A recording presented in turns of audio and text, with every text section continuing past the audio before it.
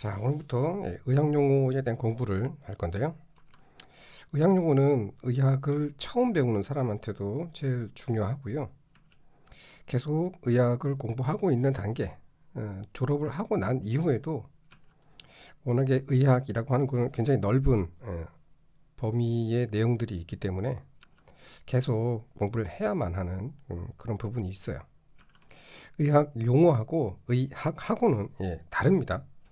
의학이라고 하는 거는 의학 용어라고 하는 거는 말 그대로 용어예요. 무슨 뜻인지만 알면 되는 거고요.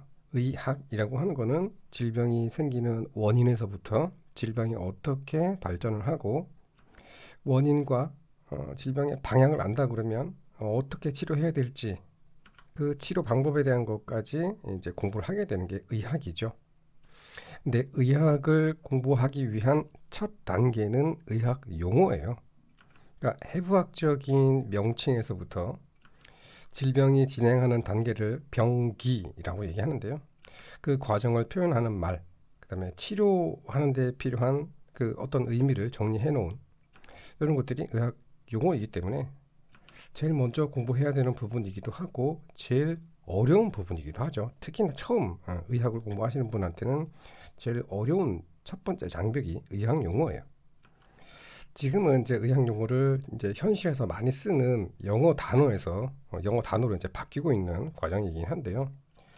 유명한 이론이라든지 의학 관련된 자료들의 대부분이 라틴어에서 왔거든요. 라틴어나 고대 그리스어. 근데 영어를 모국어로 사용하고 있는 경우에 원어민들은 그 용어의 어원 이거 따로 배우지 않아도 자기가 평생 살면서 보고 듣고 느꼈던 것들이 있기 때문에 조금 유추가 가능하거든요. 아, 이게 처음 보는 단어라 하더라도 아, 이게 무슨 뜻이 있겠구나. 뭐 이런 감이 있는데 영어가 모국어가 아닌 사람들은 전혀 몰라요. 그냥 생으로 외워야 돼요. 무슨 뜻인지도 모르고. 근데 그렇게 외우면 어때요? 며칠 안 갑니다. 특히나 이제 보건의료 쪽 관련한 학과들, 학생들, 의학 용어는 뭐 기본적으로 알고 있어야 되기 때문에 강제로라도 암기해서 시험 엄청 자주 보죠. 몇 날 며칠을 밤새워서 공부하고 시험을 보고 며칠 지나면 다 까먹습니다. 그건 그 의학 용어에 나오는 단어의 어원을 모르기 때문에 이제 그런 불리한 면이 있죠. 한국 사람 같은 경우에 지금의 뭐 MZ 세대들은 한자를 공부를 안 하니까 전혀 모르겠는데 그 이전 세대 사람들 같은 경우에는 한글로 되어져 있는 의학 용어 영어보다 더 어렵죠. 근데 좀 나이가 있는 세대 같은 경우에는 이게 한자로 표현된 것들이 많기 때문에 한글로 표기된 의학 용어는 대충 이런 뜻을 가지고 있겠구나라는 걸 유추할 수 있어요. 그래서 의학 용어는 영어를 모국어로 쓰는 사람이 아닌 사람들 그리고 한자를 경험해보지 못한 세대 사람이면 정말 어려운 부분이 있죠. 이 더군다나 우리 대한민국 같은 경우에는 모든 초중고 공부의 기준이 수능이잖아요. 수능의 특징, 닥치고 암기. 이게 어릴 때부터 이 습관이 쌓여져 있어가지고 외우기 힘든 의학 용어 있으면 강의를 요청해 달라고 정말 한 몇 년을 얘기했는데 10명도 안 되는 것 같아요. 아니 그렇게 어려우면서 강의를 해주겠다고 해도 안 하더라고. 그러니까 내가 답답해서 지금 이걸 하고 있어요.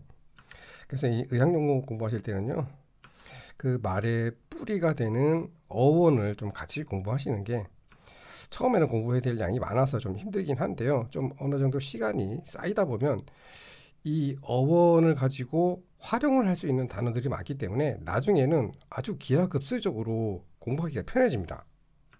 그래서 우리가 일상적으로 쓰는 용어들하고 어원들을 같이 한번 보면서 좀 의학 용어 공부를 평소에 틈틈이 좀 해 놓는 게 나중에 공부할 양을 줄일 수 있는 공부에 대한 부담을 줄일 수 있는 그리고 자신감이 생기거든요.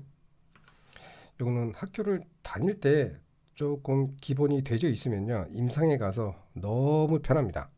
적응하기가. 그래서 의학 용어 공부를 어떻게 해야 되는지 뭐 제가 뭐 100% 이게 정답입니다는 아니지만, 이런 식으로 접근을 하는 게 훨씬 효율적이고 좋구나라는 걸 좀 알려드리고 싶어서 강의를 한번 시작해 볼까 합니다. 자, 제일 먼저 해부학적 자세예요. 아나토미컬 포지션이라고 하는데요. 아나토미는 들어보셨어요? 아나토미? 예, 해부학이라는 말이고요. 아나토미컬 했으니까 해부학적인 포지션, 자세를 의미하는 겁니다. 제일 먼저 해부학적 자세에서 기초가 되는 게 방향이거든요. 위, 아래, 좌, 우, 앞, 뒤, 뭐 이런 거 있잖아요. 첫 번째가 위쪽을 나타내는 superior가 있고요. 아래를 나타내는 inferior가 있습니다.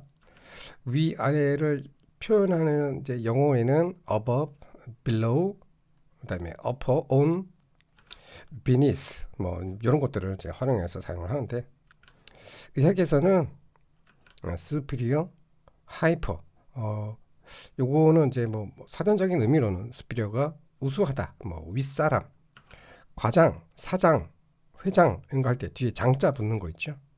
이런 의미를 가지고 있는데, 그래서 방향으로는 위쪽을 의미하는 말로 사용이 되고요. 그다음에 하이퍼라는 말도 씁니다.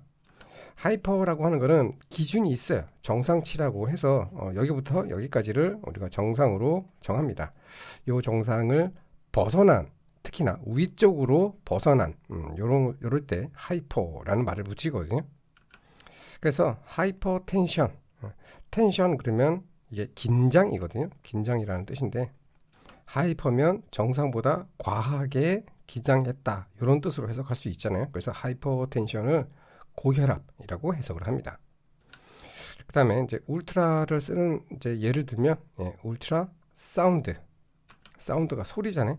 소리의 정상치를 벗어난, 위로 벗어난, 그러니까 소리보다 더 빠른 속도다, 이런 뜻이거든요. 그러니까 엄청나게 빠른 소리를 얘기하는데, 이걸 이제 초음파라고 우리가 해석을 합니다. 그래서 울트라 사운드 그러면 초음파 장치. 병원에서 근무할 때는 소노그래피라고 하는데, 우리 초음파 검사라는 건 많이 들어보셨죠? 초음파 검사는 울트라 소노그래피예요. 그래서 이제 말이 기니까 소노 가져와 이러거든요. 우리가 일상적인 말을 사용을 할 때는 좀 긴 단어들 같은 경우는 좀 줄여서 쓰는 그런 습관이 있잖아요. 근데 의학 용어는요, 되게 길게 표현을 해요. 그래서 해석만 할 수 있으면 뭐 어디에 무엇을 어떻게 한다, 뭐 이런 식으로 말을 조합을 해서 만들기 때문에 굉장히 길게 느껴지긴 하지만 뜻을 해석하는 데는 굉장히 쉬워요. 그래서 정식 의학 용어는요, 울트라 소노그래피, 초음파 검사 하겠습니다, 이렇게 표현을 해야 되는데, 말로 할 때는 소노 준비해 주세요, 이렇게 흔히 많이 쓴단 말이에요. 엉터리 영어이긴 하지만. 그래서 이런 것들을 좀 잘 알고 있어야지 일할 때 되게 편해요. 자, 그래서 superior, hyper, 이거하고 반대되는 말이 inferior, hypo, 이렇게 표현합니다. superior가 이렇게 해부학적인 자세로 있을 때 위쪽, 위로, 머리 쪽이 되겠죠. 서 있는 사람을 기준으로 한다 그러면, 저기 위쪽을 superior, 이렇게 아래쪽을 inferior, 이렇게 얘기합니다. 그다음에 정상보다 높은 거를 하이퍼, 정상보다 낮은 거를 하이포, 이렇게 얘기합니다. 그래서 고혈압이 하이포텐션이었잖아요. 그러면 저혈압은 하이포텐션이라고 표현하면 되겠죠.